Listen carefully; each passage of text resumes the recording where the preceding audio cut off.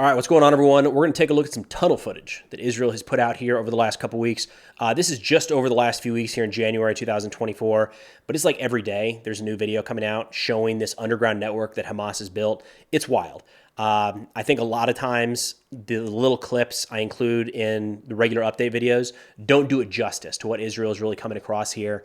So I thought it was worth bringing up three of these videos, kind of talking through each one of them to hopefully give a little bit of an idea of the underground infrastructure that Israel is uncovering day by day as they move further south, now into the Khan Yunis area of the Gaza Strip. So the three videos we're going to talk through here, the first one shows an underground weapons manufacturing facility with rockets. It's wild. The second shows a facility kind of built out a little bit different, looks more homely in a weird way, that is believed to have held hostages here in the last couple weeks. And then the final one shows kind of a tunnel that's being used to transport weapons across the Gaza Strip, namely rockets that are then fired into Israel. So let's get into it. All right, so here we go. First video. Now this one is going to get into a weapons manufacturing facility. A couple notes that you're going to, worth keeping in mind as we get through each one of these. These tunnels have electricity, most of them. They have lighting so long as they're finished. So when Israel releases footage moving through the tunnels, it's all at the end of a flashlight. This is not how Hamas would operate in these tunnels. They would be better lit, I should say. So we're starting to see some of the rockets that they're assembling down here. And some notes on the rockets. I'm not a rocket scientist, but I think we tend to look at these in a couple different ways. On the one hand, it's crazy that they're able to manufacture their own rockets at all, right? That a group with limited supplies like Hamas has in Gaza manufacturing these things underground, and they look rickety, right? These don't look like rockets you see in the U.S. or Israeli arsenal. They're very, very different. They look homemade. Crazy they're able to put them together in the first place. At the same time, these are not accurate at all. They're also not very lethal compared to military-grade rockets of the same caliber, if you will. So, again, a couple different ways to look at this. I'm kind of leaning in the direction of it is wildly impressive that Hamas has been able to not just put together these tunnel networks that we're going to run through throughout this video, but they've been able to move this machinery underground, keep it operational, and manufacture a wild number of rockets that are still being fired today into Israel. And it's not just the manufacturing, but being able to get these supplies, source these supplies, move them down into this tunnel network, and then as we'll see in a later video, transport these rockets all across Gaza to fire them into Israel. Look, this is a significant effort. And it's played out. They did it, right? I don't know how long this tunnel network's been in operation, but it's long enough to be able to, there we go, got the plans for some of the rockets there. On some dollies maybe, to move them through the area.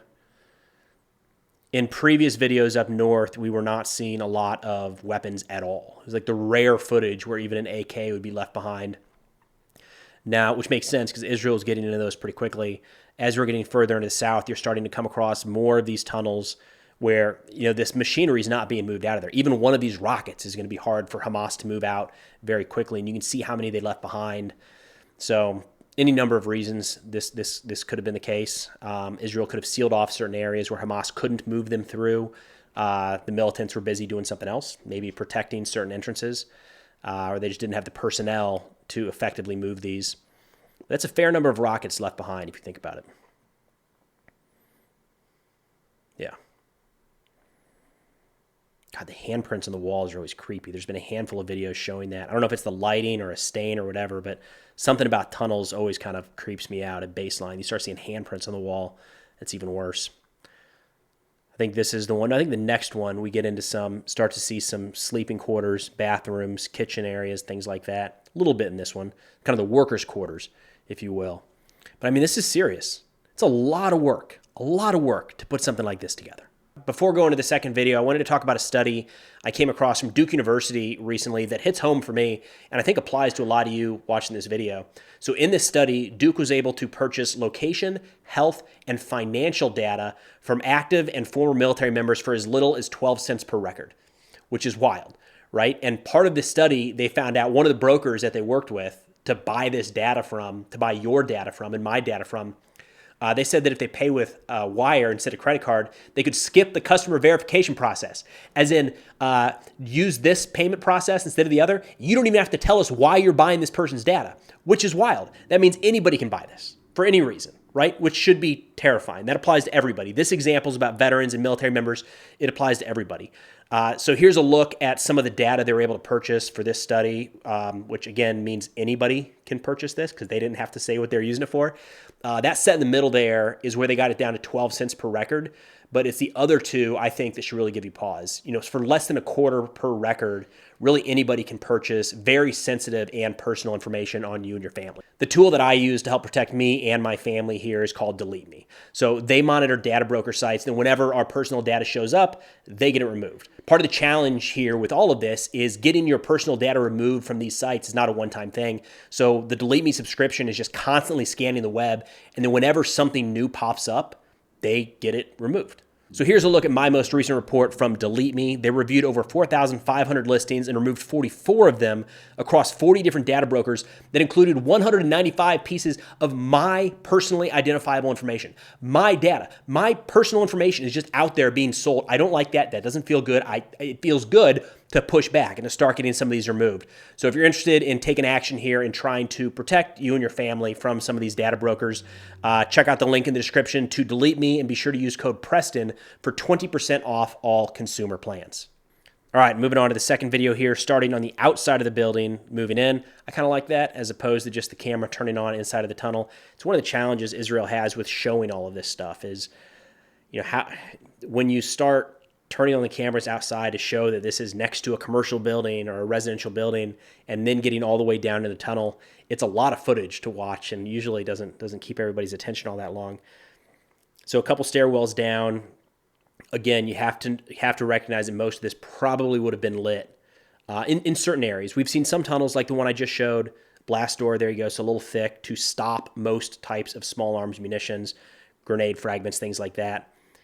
A lot of dirt on the ground here. It's hard to tell if this tunnel isn't finished, if that's due to some sort of damage caused overhead. Israel's been bombing so many of these tunnel entrances across Gaza that could have been damage from that to a degree. Some of these we do start to see more infrastructure, and this is one of them. So, you know, the water heaters, electrical panels, wiring, lights, electrical outlets on the walls. This one looks a little more comfortable, if you can say that in a weird way, if tunnels can be comfortable. This one definitely looks that more than the manufacturing weapons facility that we had previously.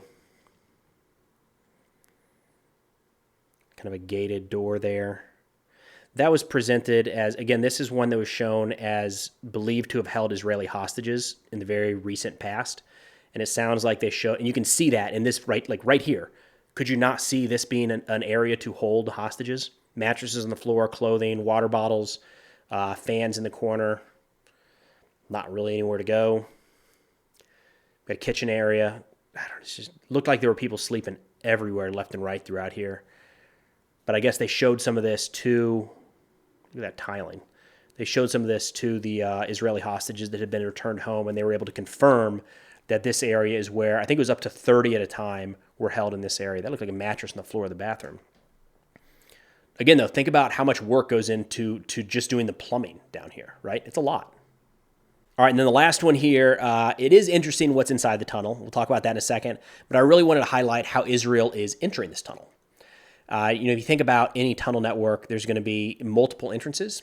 Those entrances are what are likely to be booby-trapped, and that's been the case. Hamas has bragged about that over the course of the last few weeks. So what you're seeing here is Israel just found a tunnel and broke in through the side, right? They're entering the tunnel in the middle. This is an Israeli entrance, not a designated entrance that Hamas built in. So it's a way to kind of breach a hole, if you will, and create your own path in. Of course, as soon as Israeli forces move into the tunnel, they have to be on the lookout for any sort of booby traps, tripwires, IEDs, explosive things like that, or Hamas militants in the tunnels ready to open fire. We've already seen some footage of that, but this method of kind of entering through a random side entrance is one pretty effective means of getting in there and starting to clear out the underground network. So this tunnel here, you'll start to see on the ground some tracks for not a train. There you go. To be able to, a rail line, that's it. To be able to, you can stack weapons on top of some sort of dolly, if you will, and be able to move it through here pretty effectively. Rockets, again.